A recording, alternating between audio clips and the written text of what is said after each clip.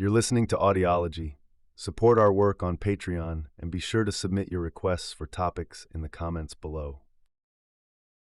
Introduction.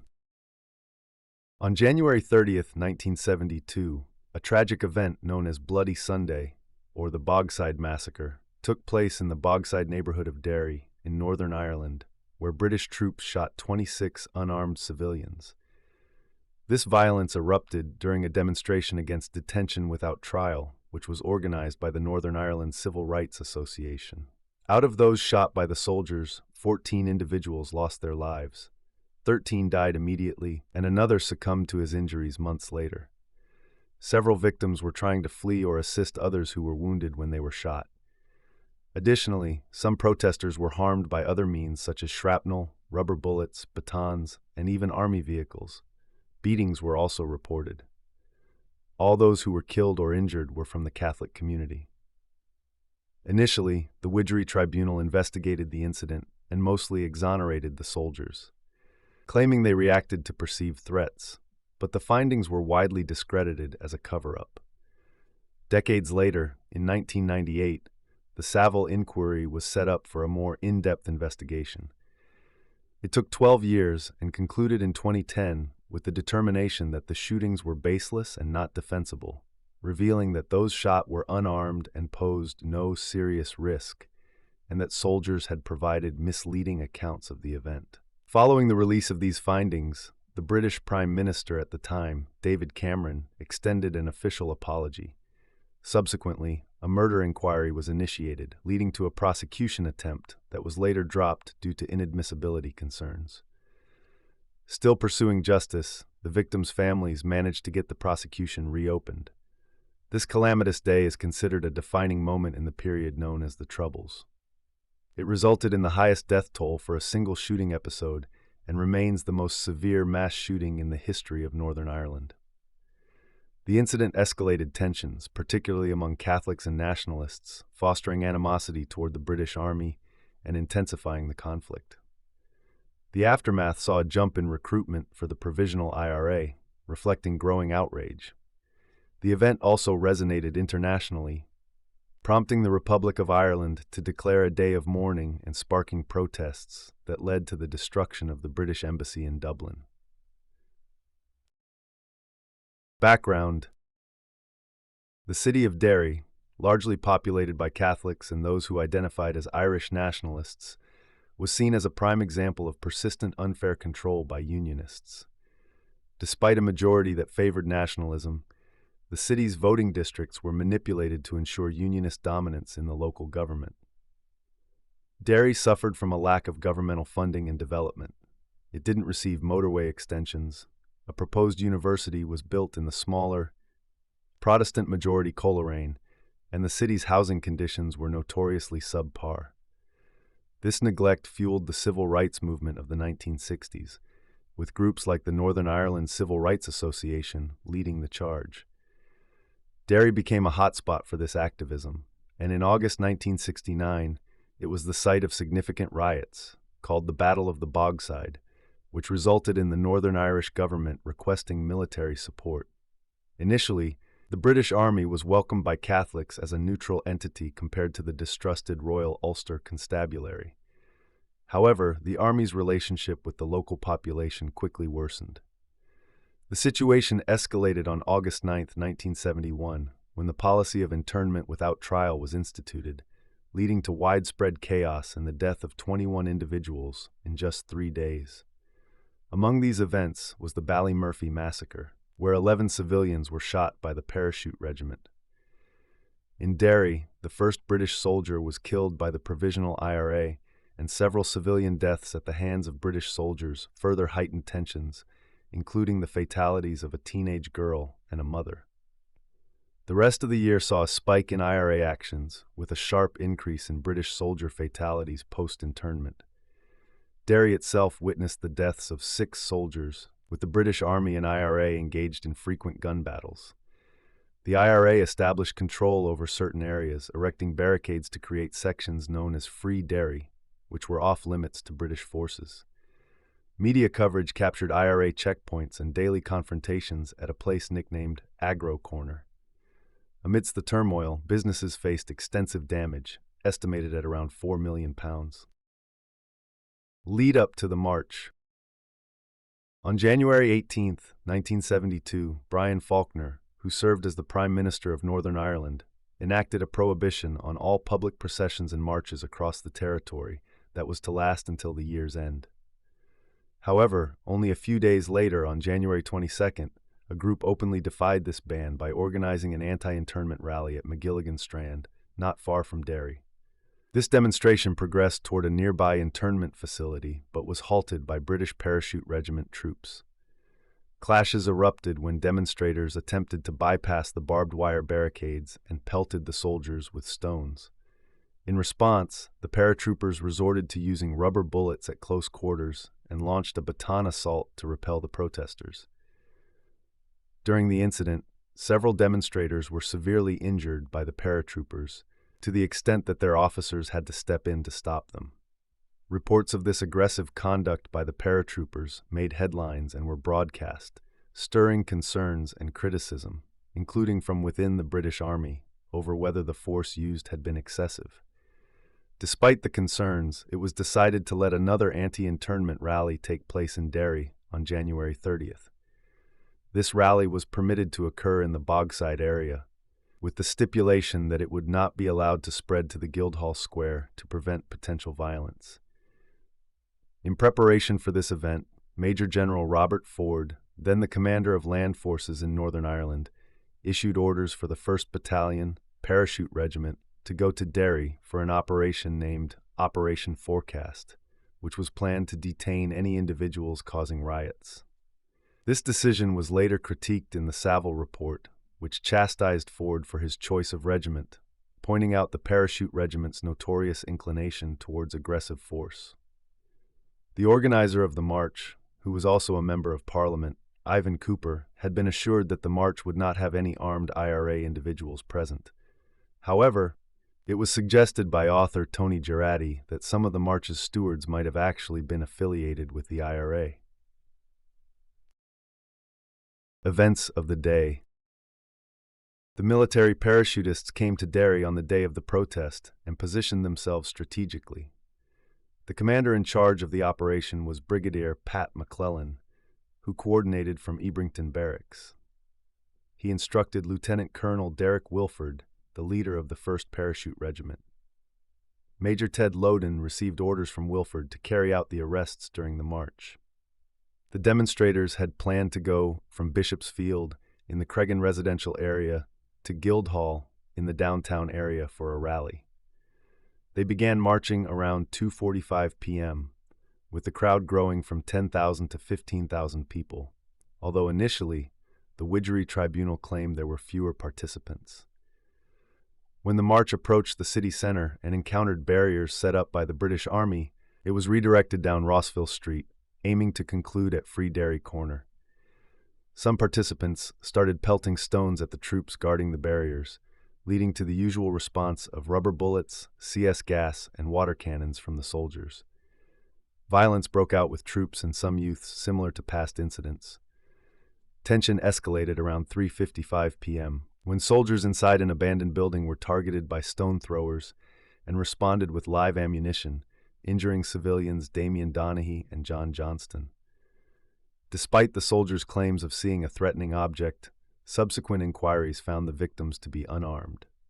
At 4:07 p.m., the paratroopers defied specific orders and chased after suspects beyond the barriers, in armored vehicles and on foot, even knocking down 2 people, which caused confusion and led to violent confrontations with both rioters and peaceful participants. In one encounter near Rossville Street, troops fired at individuals who were some distance away, resulting in 6 deaths and 1 injury. Elsewhere, by Rossville Flats car park and surrounded by buildings, the troops shot 1 person dead and injured 6 others. Jackie Duddy was notably killed there while running next to a priest. In Glenfata Park's car park, amidst another flurry of gunfire, 2 more civilians died and at least 4 were wounded, with reports suggesting indiscriminate shooting from at least 1 soldier. The violence spread, and within about 10 minutes, more than 100 bullets had been fired by the military without any prior warning. Volunteers offered first aid to the injured before they were moved to hospitals by either private vehicles or ambulances, which showed up around 4:28 p.m. Some of the dead were disrespectfully handled by the paratroopers, an action later condemned as inexcusable by the Saville report despite the perceived danger to the soldiers. Casualties.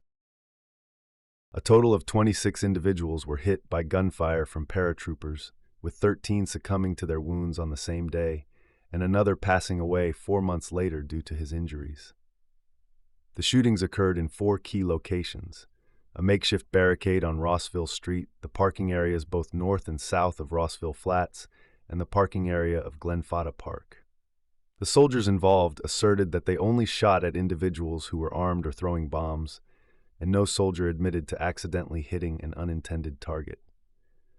However, the findings of the Saville report contradicted these claims, determining that all those who were shot were unarmed and not presenting any significant threat. Moreover, the report stated that the soldiers did not shoot in reaction to any real or impending attacks by armed individuals or bombers. The victims were identified in sequence according to how they fell. The first to die was John Jackie Duddy, a 17-year-old who was shot in the chest, the bullet entering through his shoulder as he tried to escape the soldiers in Rossville Flats parking area. Witnesses reported seeing a soldier deliberately aim at Duddy as he fled. Both the Saville and Widgery inquiries agreed that Duddy was unarmed. Michael Kelly, also 17, was killed by a shot to the abdomen while he stood at the Rossville Street barricade. Both inquiries agreed he was unarmed, and the Saville inquiry specifically named Soldier F as his shooter. 17-year-old Hugh Gilmore met his end as he was running from the soldiers by the barricade. A photograph taken immediately after the shooting support the witness accounts that he was unarmed when a bullet went through his elbow and into his chest. Here, Private U was deemed responsible by the Saville inquiry. 19-year-old William Nash was shot in the chest at the barricade. His shooting prompted others to come to his aid, including his father, and during this attempt, they too were shot. John Young, age 17, was shot in the face at the barricade while apparently trying to help William Nash. Michael McDade, age 20, suffered a similar fate, being shot in the face at the barricade while he too was apparently aiding William Nash. Kevin McElhinney, also 17, was shot from behind as he was crawling near the barricade, trying to find safety.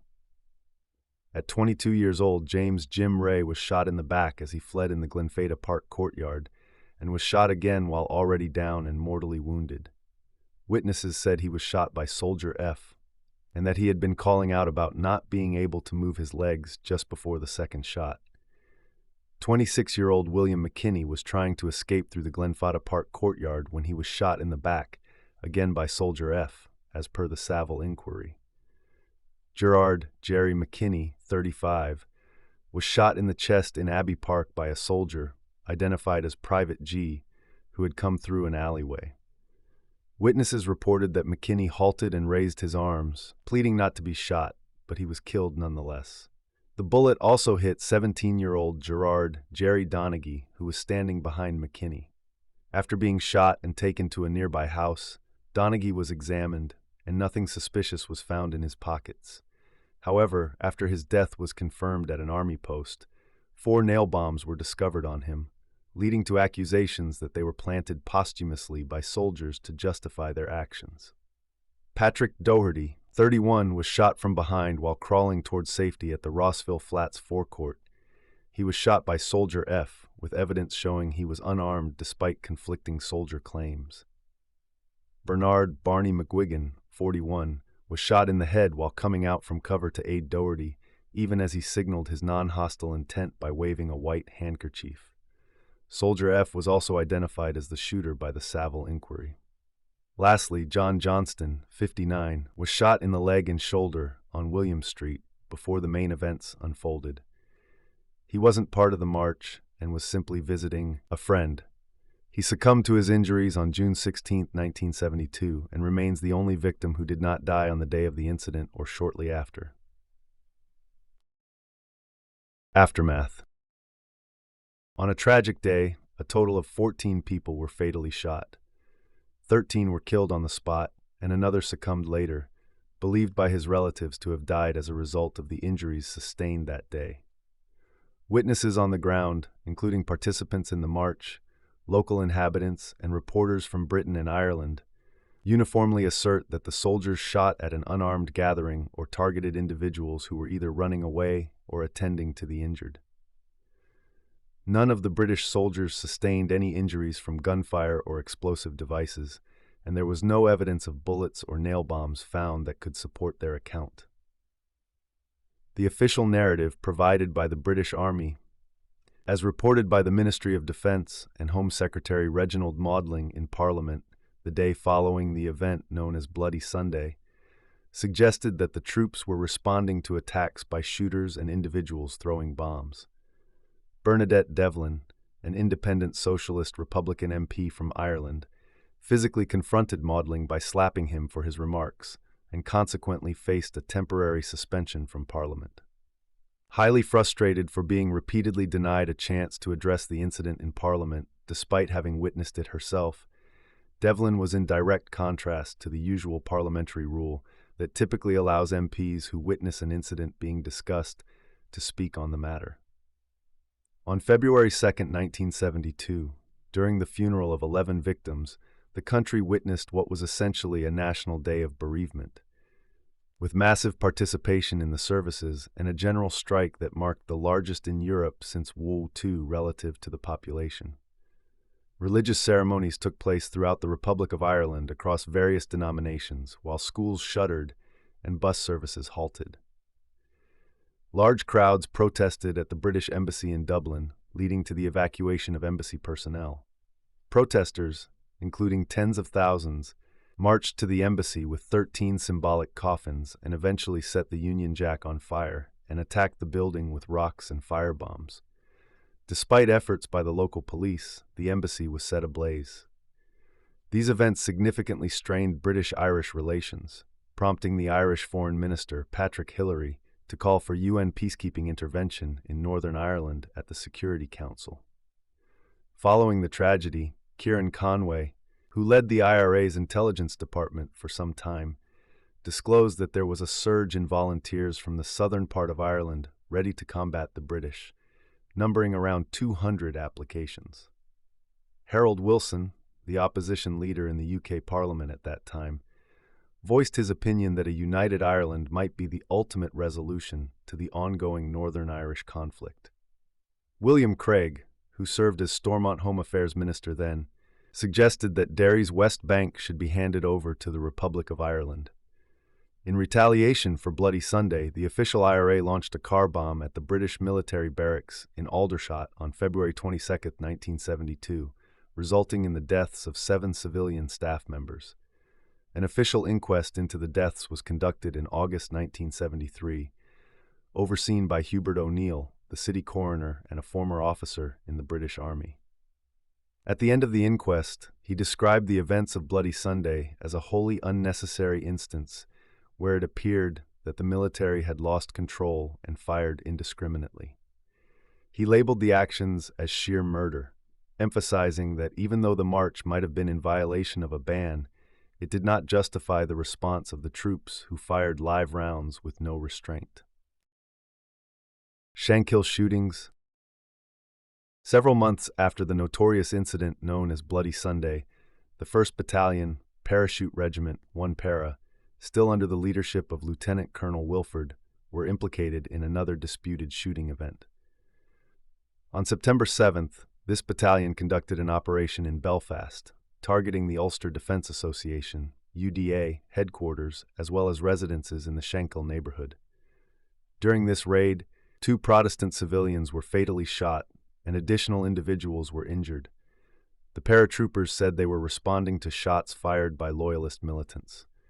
These events led to intense protests from the local Protestant community, and the UDA harshly criticized the 1st Paras, calling them sadistic and dishonest, and demanded their removal from the area. Subsequently, a segment of the Ulster Defence Regiment, which is part of the British Army, protested and refused to perform their duties until the controversial 1 Para was pulled out of the Shankill region. Despite these incidents, towards the end of 1972, Litculla Wilford, the commanding officer of the troops involved in both Bloody Sunday and the Shankill shootings, was honored with an appointment as an Officer of the Order of the British Empire, OBE. Widgery Inquiry. Following the tragic events of Bloody Sunday, the British government took action 2 days later by calling for an investigation into the incident. The task of leading this investigation was given to the Lord Chief Justice at the time, Lord Widgery, by Prime Minister Edward Heath. Despite concerns about Lord Widgery's fairness, many reluctant witnesses were ultimately convinced to give their testimonies. Lord Widgery completed his inquiry rapidly, with the final report being ready in just 10 weeks and released in the following week. This report largely agreed with the British Army's narrative, suggesting that the troops had reacted to threats from armed individuals and those throwing bombs. While it acknowledged that there was no solid proof of the victims handling weapons or explosives, it did raise suspicions about some of them possibly being involved in such activities.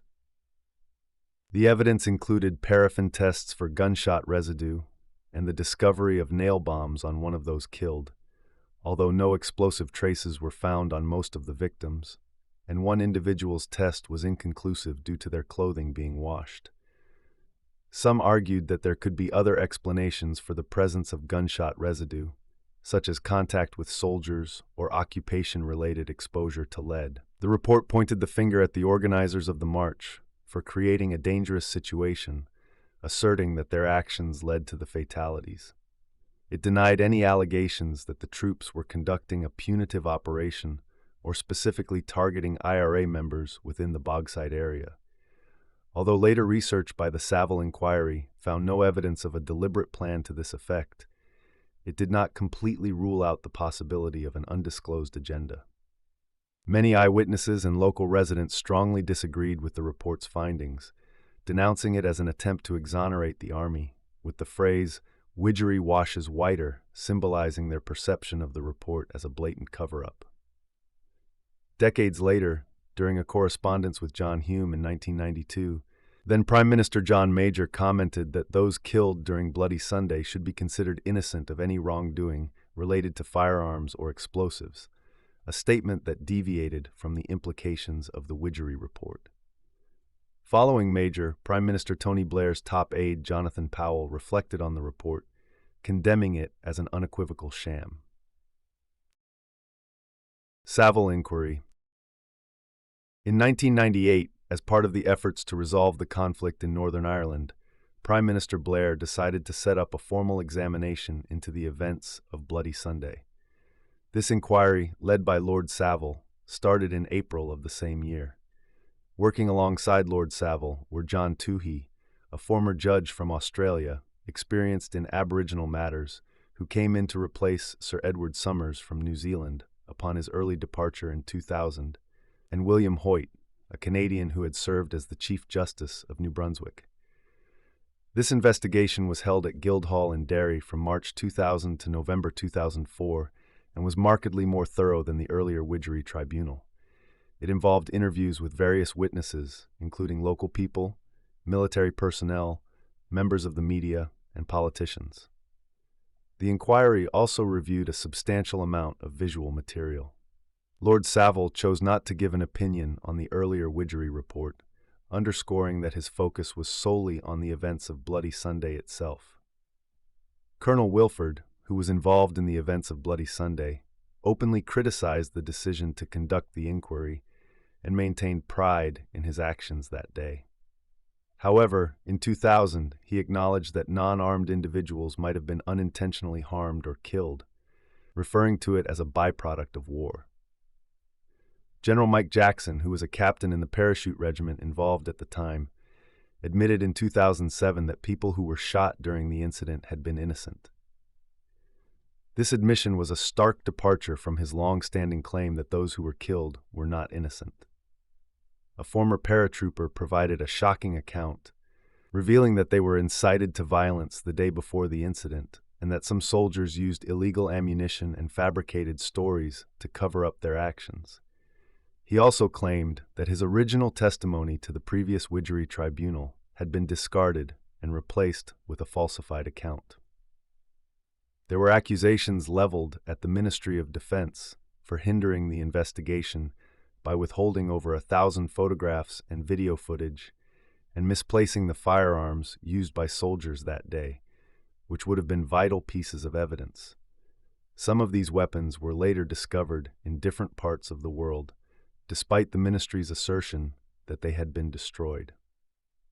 By the end of the gathering of evidence, the inquiry had become the most comprehensive in British history, having questioned over 900 individuals across 7 years. Also notable for being the longest and costliest inquiry, it spanned 12 years and cost about £195 million.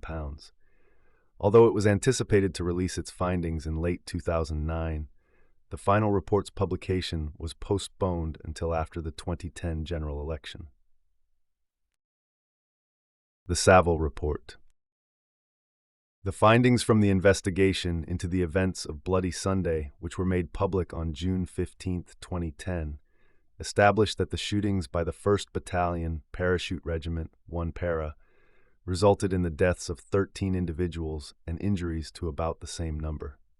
The report established that these individuals posed no threat and that the soldiers did not issue any warning before opening fire on the fleeing crowds and those attending to the injured. The soldiers' previous claims that the victims were armed or that nail bombs or petrol bombs were thrown at them were found to be untrue. A certain Soldier H was identified for being particularly untruthful about his actions, claiming to have missed a gunman every time he shot at a frosted window. Regarding an official IRA sniper, the report found that this individual fired at British soldiers and missed, and concluded that the shooting happened after 2 civilians were already shot. It also noted that while some soldiers may have shot out of fear or in a reckless manner, others clearly targeted unarmed civilians and lied to cover their misconduct. When examining the roles of key figures within the IRA, the report considered testimony from Martin McGuinness, who was then a senior figure in Sinn Féin and would later become Deputy First Minister. McGuinness, who identified himself as a provisional IRA leader at the time, was deemed by the inquiry to not have provided soldiers any reason to open fire, despite suggestions that he was armed on the day. Another individual, Paddy Ward, made claims against McGuinness pertaining to bomb detonators, but these were dismissed as unreliable. The report also assessed the actions of military officials during the incident. Lieutenant Colonel Derek Wilford, the commander of 1 Para, was found to have disobeyed orders by deploying troops into Bogside area, while others, like Major Ted Loden, Captain Mike Jackson, and Brigadier Pat McClellan, were largely exonerated of direct misdoing. Soldier F was specifically blamed for 5 of the deaths that occurred. Discussing the report's findings, British Prime Minister David Cameron expressed deep regret in the House of Commons, stating that the actions on Bloody Sunday were unjustified and wrong. He offered a formal apology on behalf of the British government. Public opinion in Britain and Northern Ireland showed a majority in favor of the apology. However, a lawyer for some of the soldiers criticized the report, asserting that it selectively reviewed evidence and was not justified in its conclusions. Murder charges. After the release of the Saville Report, Northern Ireland's police started looking into the events of Bloody Sunday. On November 10, 2015, a 66-year-old ex-Parachute Regiment soldier was taken in for questioning regarding the deaths of William Nash, Michael McDade, and John Young, but was then released on bail.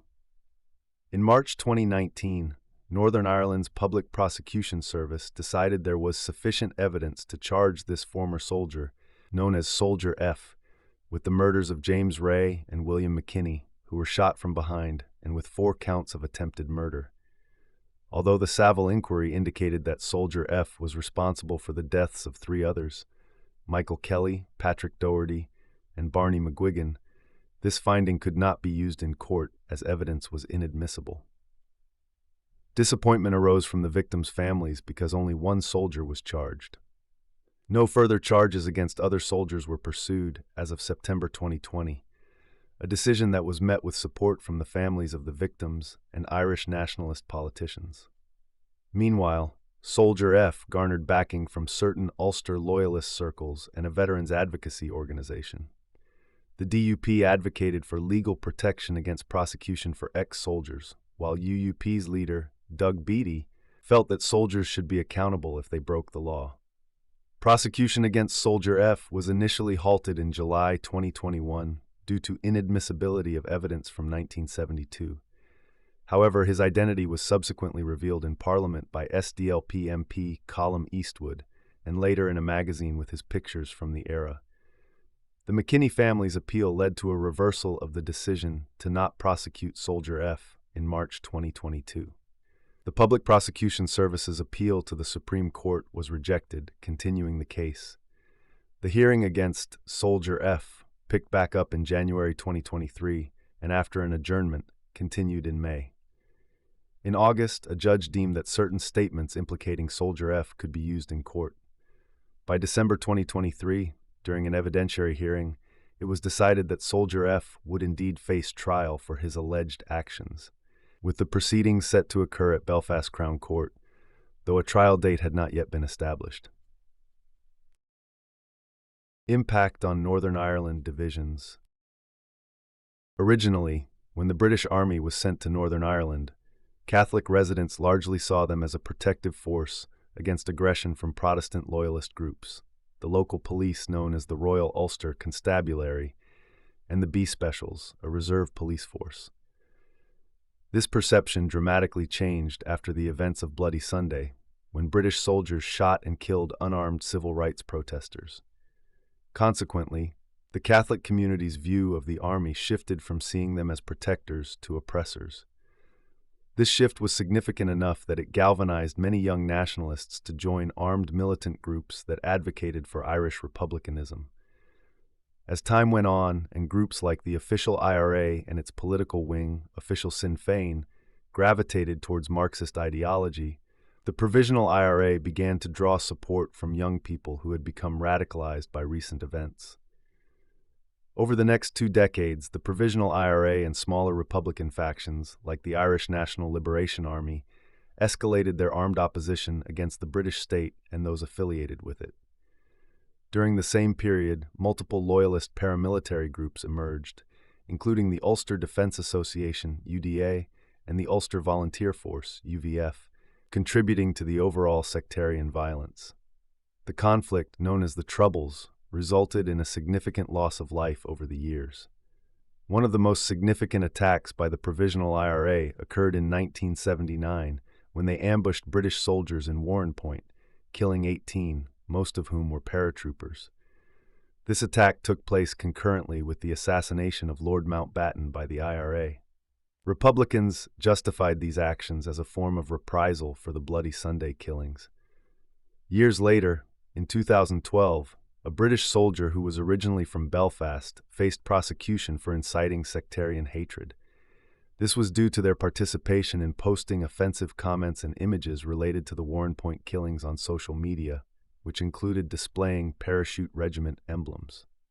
The display of Parachute Regiment flags has been a practice adopted by some loyalist factions, particularly around the time of the Bloody Sunday anniversary. In January 2013, just before the annual march commemorating Bloody Sunday, Parachute Regiment flags were raised in loyalist sectors of Derry, drawing criticism from nationalist figures and the relatives of those who died on Bloody Sunday. The British Ministry of Defence also disapproved of the act. These flags were ultimately exchanged for the Union Jack. Throughout that year and into the next, the Parachute Regiment flag was hoisted in various parts of Northern Ireland, and notably near the path of a St. Patrick's Day parade in Cookstown in 2014, which was an action performed by Loyalists.